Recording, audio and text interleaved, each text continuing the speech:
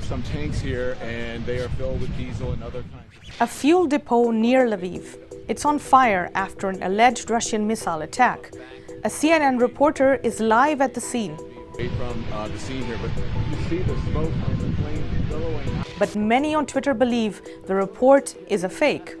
CNN is pretending that a fire in Edmonton, Canada is an attack in Ukraine, writes one user. And another user says, live from Edmonton, Ukraine.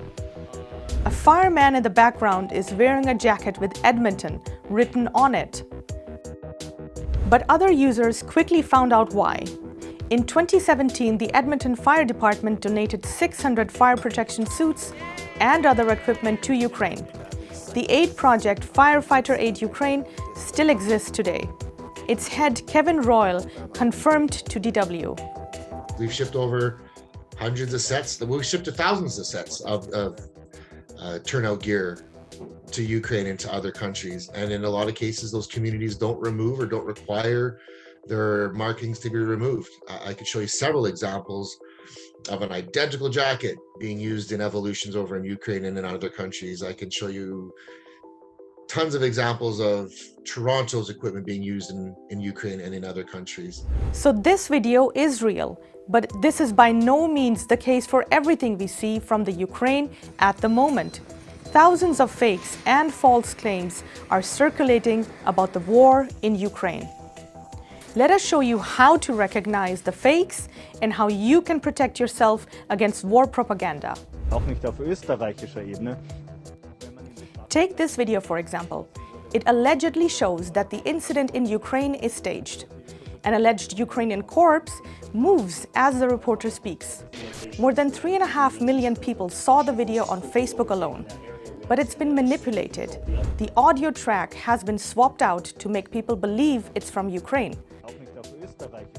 The reporter's name, Marvin Bergauer, displayed on the bottom left, leads us to the TV station OE24 via a Google search.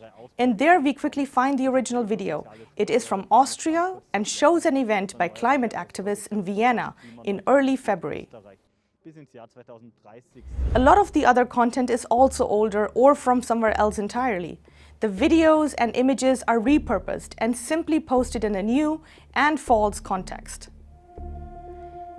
As in this case, a huge explosion can be seen in Kharkiv, claims a TikToker. And on Facebook, the video allegedly shows the bombing of the Ukrainian headquarters. Both are wrong. The material is from Lebanon and shows the massive explosion in the port of Beirut in August 2020. You might still remember the images yourself. And you can find this out quickly with a reverse image search, for example, with Yandex.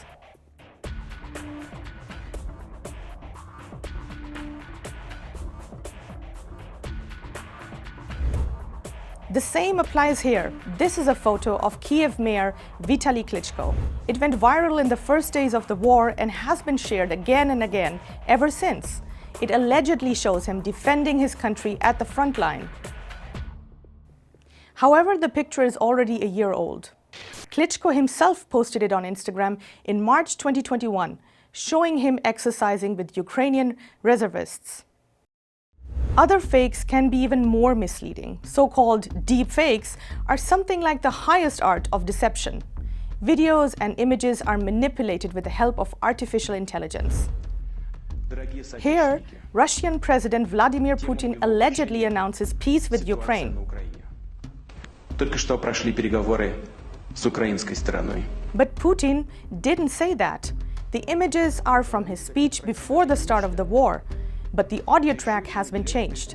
You can find the original video by doing a reverse image search. If you then compare both videos, you can see a lot of similarities, like the same hand movement at one point, for example. Twitter has since flagged the video as manipulated. The same thing happened to the president of Ukraine.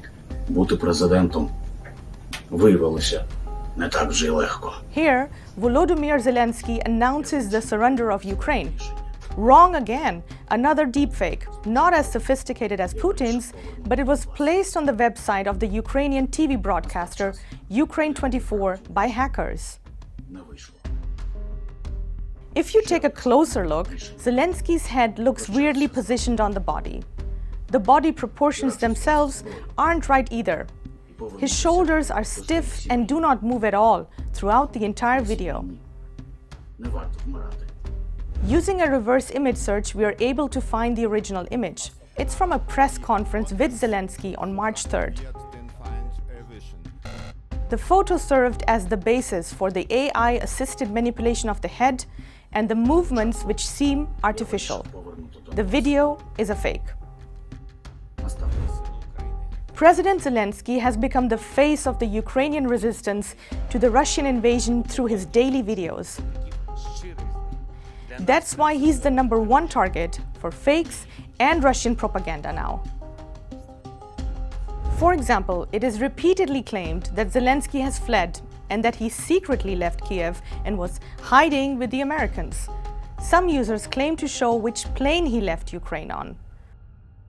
Others claim that Zelensky fakes that he is still in Kiev and shoots his videos in front of a green screen, just like this one. The rumors are fueled by the Russian government. Russian Duma Speaker Vyacheslav Volodin said Zelensky had already fled at the end of February, according to the Russian state news agency. Again, this is wrong. Much of the alleged evidence for this theory has been tampered with, like this video. Zelensky has been seen again and again in Kiev. He even seems to consciously integrate places and objects into his video that make it possible to determine the place and the time of the recording. The location of this recording can be verified via Google Maps. It is the house with the chimeras, an Art Nouveau building in the center of Kiev. In addition, on March 3rd, Zelensky gave a press conference to international journalists in Kiev. And on March 21st, he gave an interview to the broadcasting network EBU, also in Kiev. По-перше, як я відчуваю себе. We are meant to be influenced by government propaganda, drawn to one side of the war. The same is happening here. The Russian Foreign Ministry spokeswoman, Maria Zakharova, claims that Russia is not bombing cities in Ukraine. She claims that images showing this are manipulated videos from NATO countries. И фото фейков не было сейчас сброшено. A false statement that mocks the many civilian victims of the war in Ukraine. More than 1,000 civilians have been killed since the outbreak of the war, according to official UN figures. The number of unreported cases is assumed to be very high. Private houses, multi-story residential buildings, administrative buildings, medical and education facilities, water stations, electricity systems have all been destroyed on a massive scale. The port city Mariupol was destroyed like no other place in Ukraine, as were this hospital and maternity ward that were bombed on March 9th. Eyewitnesses confirmed the attack to DW, and satellite images show the destruction. Targeted attacks on the Ukrainian population are documented in detail with photos by the research network Bellingcat or the human rights observers of Truth Hounds.